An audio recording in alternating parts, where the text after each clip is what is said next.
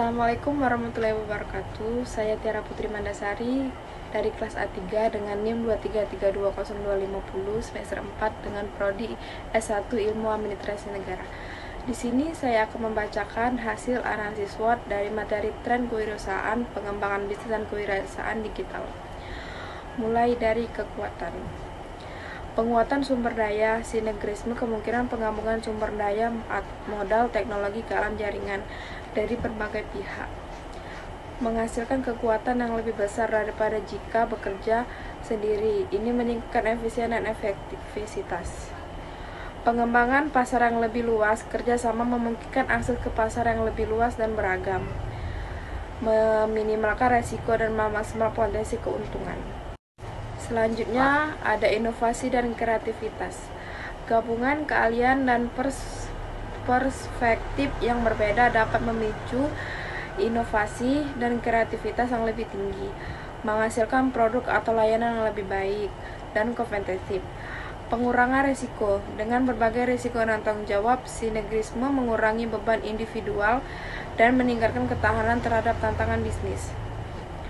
Peningkatan daya saing. Sinergisme meningkatkan daya saing dengan menawarkan produk atau layanan yang lebih komprehensif dan unggul.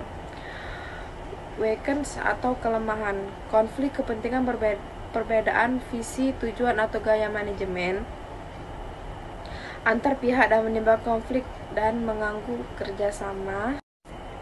Konflik kepentingan, perbedaan visi, tujuan, atau gaya manajemen antar pihak dapat menimbulkan konflik dan mengganggu kerjasama. Kehilangan kontrol, kerjasama dapat berarti kehilangan sebagai kontrol atas pengambilan keputusan dan arah bisnis. Kompleksi manajemen, mengelola kerjasama membutuhkan koordinasi dan komunikasi yang efektif yang dapat rumit dan membutuhkan waktu. Ketidakseimbangan kontribusi. Salah satu pihak mungkin berkontribusi lebih banyak daripada orang lain, menimbulkan ketidakseimbangan dan potensi publik. Perbedaan budaya perusahaan, perbedaan budaya dan nilai antar pengusahaan dapat menghambat integrasi dan kerjasama yang efektif. Opportunities atau peluang. Ekspansi pasar baru. Sinergisme membuka peluang untuk memasuki pasar baru dan menjangkau pelanggan yang lebih luas. Pengembangan produk atau layanan baru. Kolaborasi dapat menghasilkan produk atau layanan yang baru, inovasi yang bernilai lebih tinggi, akses teknologi dan keahlian baru. Kerjasama dapat memberikan akses ke teknologi dan keahlian yang tidak dimiliki sebelumnya. Peningkatan efisien operasional. Sinergisme dapat mengoptimalkan proses dan mengurangi biaya operasional. Meningkatkan reputasi dan branding. Kerjasama dengan perusahaan termuka dapat meningkatkan reputasi dan daya tarik merek. Ancaman persaingan yang ketat. Kerjasama mungkin menghadapi persaingan yang kuat dari perusahaan lainnya yang juga menerapkan sinergisme. Perubahan kebijakan pemerintah. Perubahan regulasi atau kebijakan pemerintah dapat mengganggu kerjasama.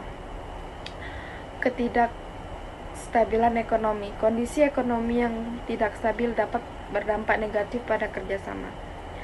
Kegagalan mitra kerja. Kegagalan atau masalah yang dialami oleh salah satu mitra kerja dapat mempengaruhi seluruh kerjasama.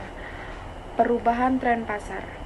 Perubahan tren pasar yang cepat dapat membuat kerjasama menjadi usang dan tidak relevan.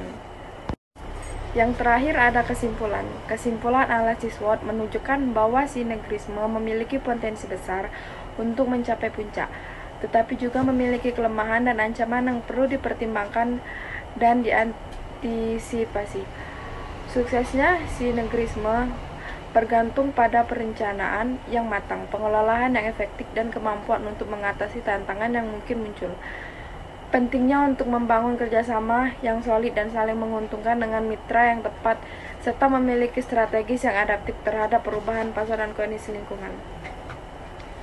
Baiklah, itu saja penjelasan yang dapat saya sampaikan. Saya akhiri. Wassalamualaikum warahmatullahi wabarakatuh.